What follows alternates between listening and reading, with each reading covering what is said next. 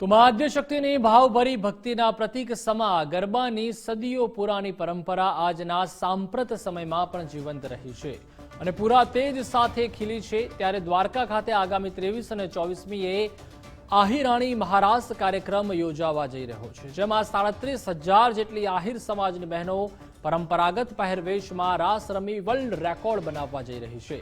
આ કાર્યક્રમમાં 16 થી 70 વર્ષની આહિર સમાજની બહેનો ભાગ લેશે, જ્યારે તમામ સમાજના લોકો આ કાર્યક્રમ નિહાળવા આવી રહ્યા છે। આહિરાણી મહારાસ કાર્યક્રમ અંગે આહિર સમાજ દ્વારા માહિતી આપવામાં આવી હતી।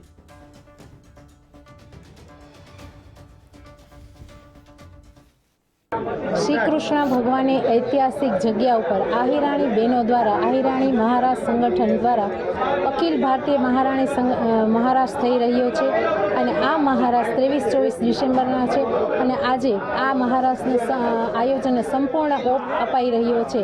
મહારાસની શરૂઆત એપ્રિલ મહિનાના બહેનોએ કરી હતી। ટોટલ 37,000 બહેનોનું રજીસ્ટ્રેશન થયું, પણ અમારે ટાર્ગેટ 16,108 બહેનો આ મહારાસમાં રમે એવી અપેક્ષા।